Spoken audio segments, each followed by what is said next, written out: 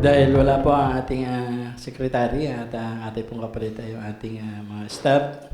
So tayo po ay magdidirekta na ng pagtawag ng ating regular na pagpupulong sa ating mga kagalang-galang na sangguniang bayan. Ang atin pong regular na pagpupulong ay pangungunahan ng ating kagalang-galang konsehala, ABC Tilit Guban.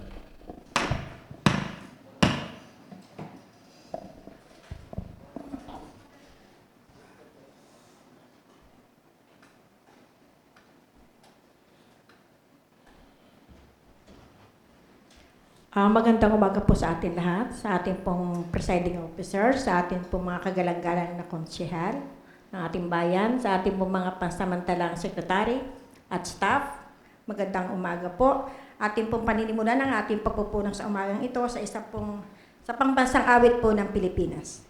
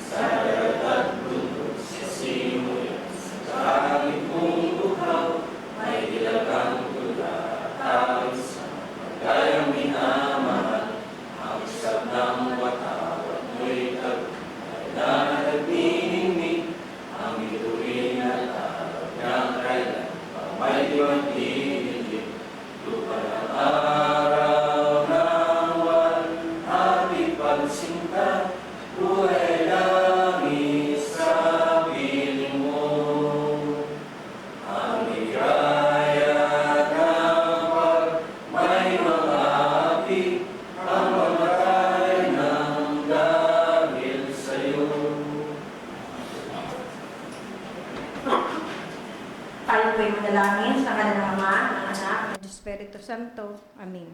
Makapangyarihan at mapagmahal na Diyos, sa araw na ito, kami ay lumalapit sa iyo nang may magpapakumbaba at buong puso naming idinadalangin ang aming mga pinuno, lalo na ang bumubuo ng sangguniang bayan.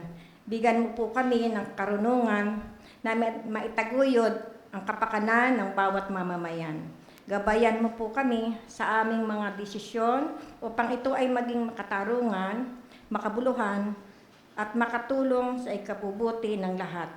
Pagkalooban mo po kami ng lakas ng loob upang harapin ang anumang hamon na may katatagan at integridad. Naway ang aming talakayan at pagpapasya ay patnubayan ng iyong liwanag at katotohanan. Ipagkaloob mo po sa amin ang pagkakaisa at pagmamalasakit upang maglingkod ng tapat ng walang pag-iimbot.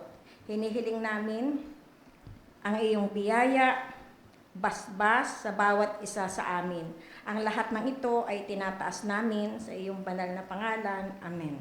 Sa ngalan ng Ama, ng Anak, ng Espiritu Santo. Amen. The Councilors Creed.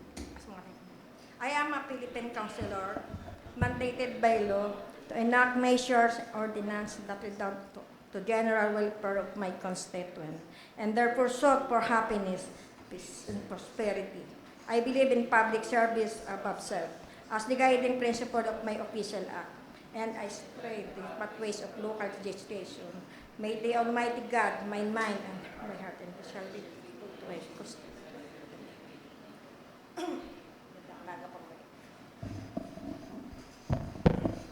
Muli po ang ating magalang na pagbati sa ating pong mga kagalang-galang na sangguniang bayan. Ganoon din po sa iba nating mga kasama. Ang pagtitibay po ang pagbasa ng ating katitikan. Maraming salamat po kagalang-galang na tagapangulo. Ipinababatid ko po na ang katitikan at tala-arawan ng pangkaraniwang pagpupulong noong ika-16 ng Marso taong kasalukuyan ay naipamahagi na sa lahat ng kagalang-galang na miyembro. Dahil dito, iginagalang ko pong imungkahi sa Chairman of Rules kay kagalang-galang Konsehal Fort Salumbides ang pagpapatibay nito. Kagalang-galang Konsehal Port Salombides.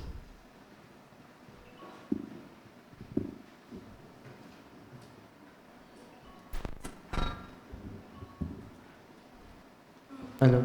Maraming salamat po sa ating pansamantalang kalihim, Binibining Andre, at sa kanya pong kasama kay Tita Oday. Mr. Chair, kung wala na pong paglilinaw o pagwawasto sa ating pong nakaraang katitikan, ay hinihiling ko pong mapagtibay na natin ito. Mungkahi pong pagtitibay ng ating nakaraang katitikan ay pinangaluhan ng kagalang-galang Konsehal Jojo Frondoso. Mayroon po bang pagtutol? Kung wala po, ang ating pong nakaraang katitikan ay atin na pong pinagtitibay. Mr. Chair, wala pong nagpatala ng privilege speech sa ating mga kasamahan. Kaya naririto po ang ating pong wala rin po tayong mga bisita. Kaya naririto po ang ating calendar of business, ang ating agenda ngayong umaga. Ang una po, a resolution authorizing the Municipal Mayor, Honorable Luis Oscar T. Eliazar, to enter and sign for, in behalf of the Municipal Government of Tagkawayan, Quezon, a Memorandum of Agreement with the Department of Labor and Employment, Regional Office Number 4A, represented herein by its Regional Director, Attorney Erwin N. Aquino, for the implementation of the DOLE Government Internship Program. To the Committee of Honorable Councilor, This is to the Committee of Honorable Councilor Jojo Frondoso po. Letter B. First reading of ordinance establishing designated walking and jogging lanes within the municipality of Tagkawayan, Quezon, promoting active and healthy lifestyles, ensuring pedestrian safety, and providing guidelines for its implementation. for Honorable Councilor Sander Sandro. Mr. Chair, ito po yung first reading. May I move that this be referred to the Committee of Honorable Veronica Masangkay as the Committee on Health and Infrastructure Chairman. Refer to the committee under Honorable Councilor Reby Masangkay. Thank you po. And for our third and final reading ng ordinansa po na isang kautosang pambayan na nagtatatag ng digital na sistema ng pagpaparehistro at pagkakaloob ng prangkisa sa mga tricycle sa bayan ng Tagkawayan, Quezon. Nag-uutos ng paglipat mula sa manual na sistema ng registration tungo sa digital na sistema at nagtatadhana ng QR-enabled na permit para sa mga tricycle. Nagpapalakas ng mga hakbang sa pagpapatupad laban sa mga kolorum na operasyon ng tricycle at naglalaan para sa iba pang kaugnayan ng layunin. Kagalang-galang na tagapangulo, dumaan na po ito sa public hearing. So, open na po ito mamaya po for deliberation. For Honorable Councilor Joel Enriquez. Thank you po. Letter D. Resolution authorizing Honorable Luis Oscar T. Eliazar, Municipal Mayor, to enter for and sign, in behalf of the Municipal Government of Tagkawayan, Quezon, a Memorandum of Agreement with the Provincial Government of Quezon, represented herein by its Governor, Honorable Angelina Doctora Helen Tan, for the purpose of facilitating the release of funds in the total amount of 400,500 pesos, which shall serve as a financial subsidy to the LGU for the upcoming 2026 Nyugnyugan Festival. Under the Councilor Rachel Eliazar. Rachel Eliazar. Thank you, Mr. Chair. Mr. Chair, letter E. A resolution authorizing Honorable Luis Oscar T. Eliazar to enter for and sign in behalf of the Municipal Government of Tagkawayan, Quezon, a relief repositioning agreement with the Department of Social Welfare and Development, Field Office 4A, represented herein by its Regional Director, Dr. Barry Archua, to accommodate the prepositioned relief goods of DSWD to be exclusively during disasters. To the Honorable Councilor Ford Salombides. Yes, Mr. Chair. Maraming salamat po. At letter F, approval of Barangay Kagaskas and SK annual budgets calendar year 2026. To the Honorable Councilor Revy Masangkay. Yun lamang, Mr. Chair, ang ating agenda po ngayong araw. Maraming salamat po.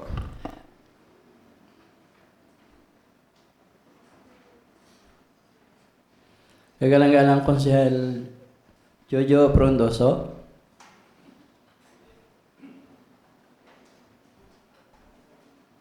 Magandang umaga po sa ating lahat, lalo digit po sa ating presiding officer, kay Vice Mayor Danny Liwanag.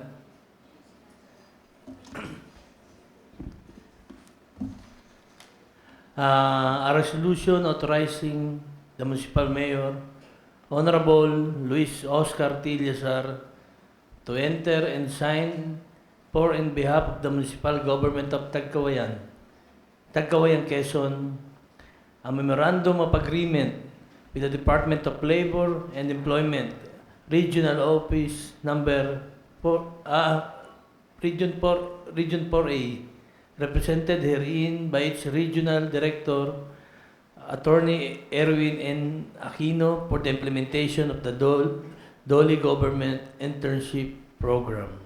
Authorizing resolutions para sa MOA ng ating kagalang-galang na punong bayan ay pinangangaluhan ng kagalang-galang Konsehal Sander Sandro. Meron po bang pagtutol? Kung wala po, ay atin pong pinagtitibay.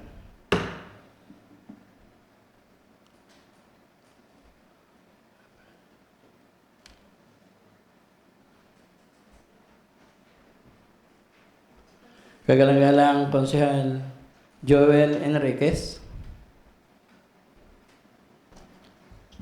Thank you po, Vice. At third and final reading po para sa Kautasang Pambayan na nagtatatag ng digital na sistema ng pagpaparehistro at pagkakaloob ng prangkisa sa mga tricycle sa bayan ng Tagkawayan, Quezon. Ito po'y nag-uutos ng paglipat mula sa manual na sistema ng rehistrasyon tungo sa digital na sistema. Nagtatadna po ng QR-enabled na permit para sa mga tricycle.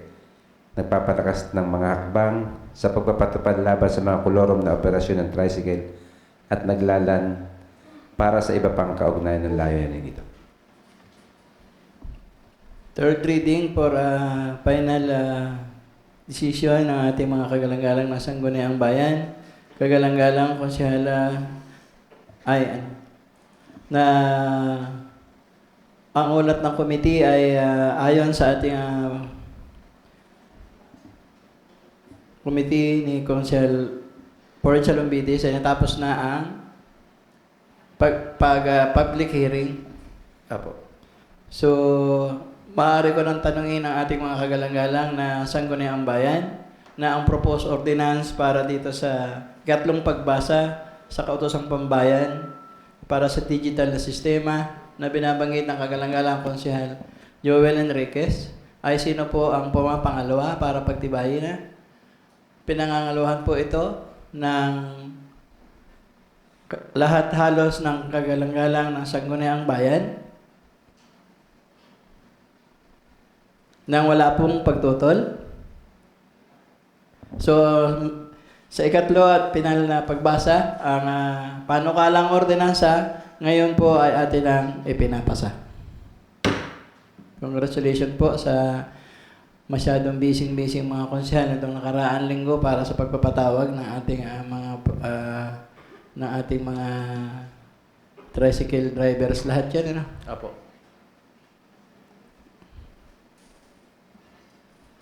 Kagalang-galang Konsehal Rachel Eliazar. Maraming salamat po at good morning po sa ating presiding officer, Vice Danny, sa aking pong mga kasamahan, Konsehal ng Bayan. On behalf of the Committee on Tourism, Culture and the Arts, I rise to express my support for a resolution authorizing Honorable Luis Oscar T. Eliazar, Municipal Mayor, to enter for and sign in behalf of the Municipal Government of Tagum and Quezon a Memorandum of Agreement, MOA, with the Provincial Government of Quezon, PGO, represented herein by its Governor, Honorable Angelina Doctora Helen de Lunatan, MD, MB, AH, for the purpose of facilitating the release of funds in the total amount of 400,500 pesos, which shall serve as a financial subsidy to the LGU for the upcoming 2026 Niyugyugan Festival. In view of this, I respectfully move for the approval of this resolution. Authorizing the resolution, memorandum of agreement with the PGO and our Municipal Mayor, Luis Carlo Eliazar. Pinangangaluhan po ng kagalang-galang Konsehal Leo San Buenaventura. Mayroon po bang pagtutol? Kung wala po, ay atin pong pinagtitibay. Salamat po.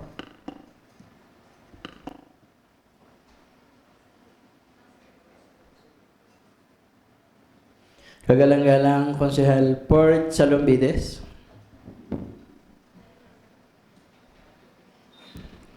Maraming salamat po kagalang-galang na tagapangulo.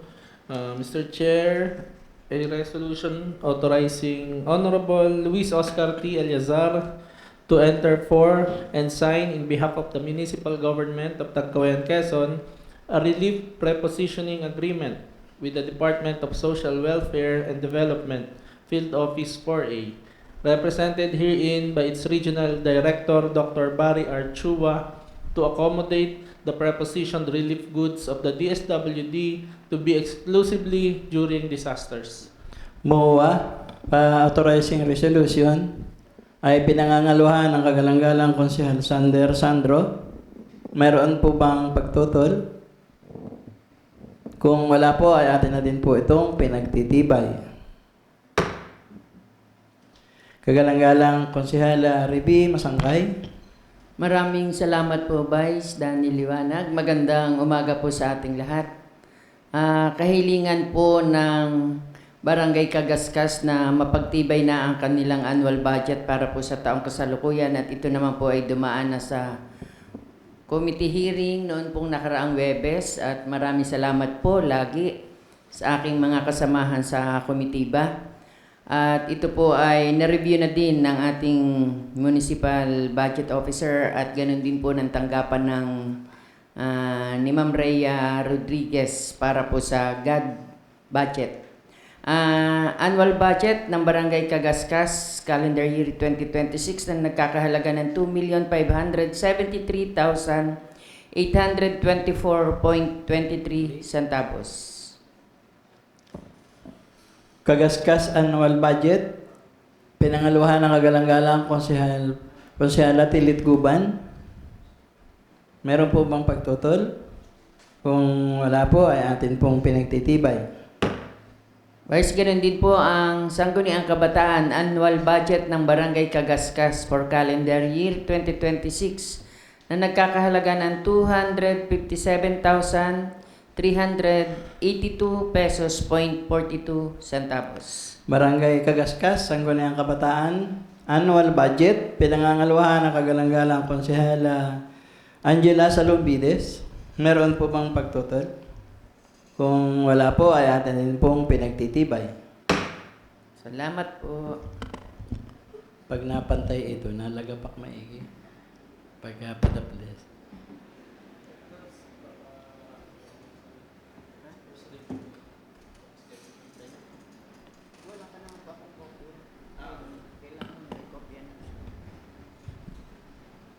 Kagalang-galang Konsehal Port Salombides.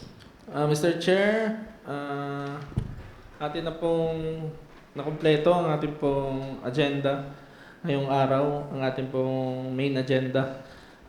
Yung ating pa naman pong first reading ng ordinance ay nai-refer na po kay Konsehala Ribi Masangkay, kung kaya tayo po ay pumapasok na po sa other matters. Declaring other matters. Other matters po. Kagalang-galang Konsehala Ribi Masangkay. Maraming salamat pong muli. Vice, tayo po ay dumalo kahapon sa General Barangay Assembly ng Barangay Bamban. At may kahilingan po doon ang isang sitio Pinatubo. Ito po ay sa tingin ko ay kailangang matugunan agad ng pamalaang bayan dahil kapag umuulan po ng malakas, may mga kabarangay sila at may isa pong barangay Santo Tomas na hindi nakakadaan dito. Doon po sa may mga imbornal na sa kasalukuyan po ay maliit na. Kung kaya po ako ay nag-aakda ng isang resolution sa atin pong municipal, nag-aakda po ako ng isang resolution para po sa ating Municipal Disaster Risk Reduction Officer, Mr. Bayani Garcia, na may inspection po at kung kinakailangan pong mapondohan na ay makasama po sa priority para po kung tayo ay may savings nito pong nakaraang taon ay mapaglaanan at maipagawa po dahil marami po ang naapektuhan nito at ganun din po ito ay daan patungo sa isa pong nating resort ang Gastadores. Yun lang po, marami pong salamat. Resolution po para po sa agarang pagpapahayon sa MDRRMO ng kasalukuyang kalalagayan ng mainline culvert connecting to Santo Tomas ay pinangangaluhan ng kagalang-galang konsehal Joel Enriquez. Mayroon po bang pagtutol? Kung wala po ay atin pong pinagtitibay.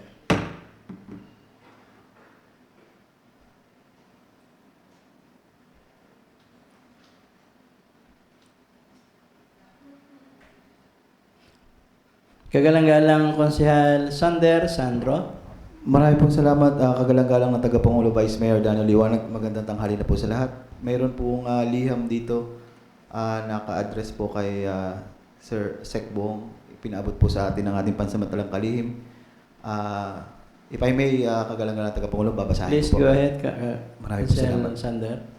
To the Secretary of the Sangguniang Bayan, Sir Carlo Magno Tadiki, magandang araw po. Kami po ay samahan ng ambulante na magtitinda ng gulay, dry goods at accessories ay humihiling ng inyong mapagbigyang makapagtinda mula Marso 30 hanggang Abril 5, 2026 sa kadahilan ng makakatulong sa amin para sa aming mga anak. Maawa naman po kayo, sana po ay malaman namin ang inyong desisyon tungkol sa aming kahilingan sapagkat meron po kaming mga miyembro na wala pang pwesto. Inaasahan po namin ang agaran ninyong pagtugon. Maraming po salamat. Gumagalang Glea S. Ricanya, MBAT President. Ngayon ay pizza 23. Ang kahilingang nakalagay na pizza ay pizza March 30 po hanggang April 5 po. So sapagkat komplikado ang oras, dahil tayo po ay nasa ika-4 na Lunes na ngayon, ang 30 po ay paghahanda naman doon sa iba nating Dahil ang linggong ito ay napakarami nating bisita, kaya noong kabilang linggo ay napag-usapan natin na eksaktuhin lang natin yung 4 na sesyon this month kasi nga yung bukod pa yung pagdating ng ating mahal na gobernador sa isang araw para sa PRDP at pagdating ng iba't ibang mga matataas na opisyal na national at region ay ang 30 ay komplikado dahil wala nang sesyon. So kung ito ay repair sa pagiging market management ng ating kalihim, di na natin pagtalakayan dito kasi sa kanya naka-address ano ang desisyon ng mga kagalang-galang na Sangguniang Bayan. Kasi yung sulat ay address sa ating kalihim. Hindi naman siguro tayo mabalikan na ba't di natin inaksyonan yan. Kasi kapag tayo magdidesisyon dito, conflict naman sa designate work ng Sekbong. So siguro, naiparating na lang ng personal yan kung sa iyo na ipaabot, maiparating mo na lang ng personally kay Sekbong. Di mapag-usapan nyo na lang with the na hindi na natin pag-usapan dito. Tama ba mga kagalang-galang ng Sangguniang Bayan? Okay. So, yung sulat na binasa, open letter, ay atin pong ipinapapasa sa ating pong Secretary Bong Tadike.